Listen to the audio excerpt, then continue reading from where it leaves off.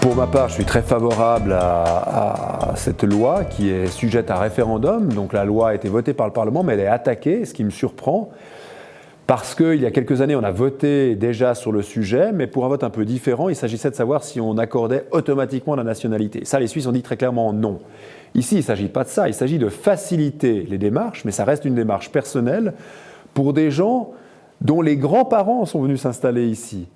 Pour moi, c'est une évidence. Et dans les faits, à Genève, on le pratique déjà. On facilite déjà la nationalité, la naturalisation pour ces gens-là. Donc à Genève, ça ne va strictement rien changer.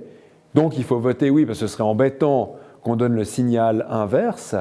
Mais derrière tout ça, la vraie question qu'il faut se poser, c'est est-ce qu'on ne devrait pas étendre cette facilitation de la naturalisation à d'autres catégories, et notamment aux gens qui sont nés ici, même peut-être, voire surtout, de la deuxième génération.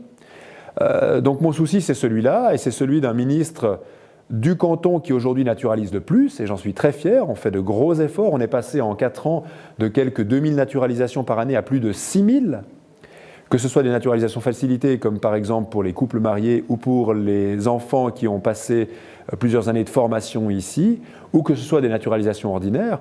Pour moi, la naturalisation, c'est un vecteur d'intégration extrêmement puissant. Et donc je l'encourage. Je pense que c'est important que ça reste une démarche volontaire, pas d'automaticité, mais en revanche une démarche facilitée, qu'on ne donne pas le sentiment, encore une fois, à des gens qui sont nés ici, dont les grands-parents sont arrivés il y a de nombreuses années ici, que c'est le parcours du combattant pour obtenir le passeport. En cas de refus, ce serait un message très négatif. Ça voudrait dire on veut continuer par des chicanes administratives de rendre la naturalisation quelque chose de compliqué. Je pense qu'à Genève, ceci dit, il n'y aurait pas un impact énorme parce qu'encore une fois, les facilitations possibles dans le cadre légal fédéral sont octroyées. Si en revanche c'est oui, eh bien je pense que ce sera une incitation au niveau fédéral à harmoniser un peu les pratiques, parce qu'il y a quand même des différences très sensibles d'un canton à l'autre, et puis peut-être de reposer à terme, sans doute pas tout de suite, mais d'ici quelques années, la question de la naturalisation facilitée pour la deuxième génération, en clair pour ceux qui sont nés ici. La deuxième ou la troisième génération, ce qui la caractérise, c'est en principe une naissance ici, c'est-à-dire qu'il y a eu une génération précédente qui est venue, et de façon un peu abusive, on met ces gens, parce qu'ils sont d'une autre nationalité, dans la catégorie issue de l'immigration.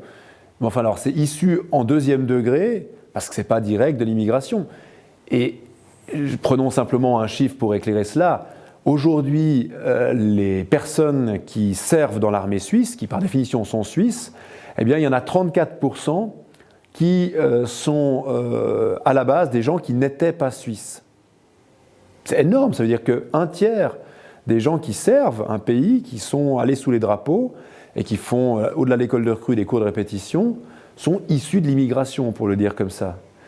C'est la démonstration qu'on a besoin de cet apport-là. Et pour moi, c'est ça le message politique, c'est de reconnaître la puissance de la capacité d'intégrer de la Suisse, le fait que c'est un modèle qu'il faut chérir, mais qu'il faut encore accélérer et accroître pour des raisons démographiques évidentes. C'est un besoin. L'objectif, c'est clairement d'indiquer une reconnaissance à leur endroit et de leur dire, mais a priori, inversion de la preuve, rien ne s'oppose à votre naturalisation.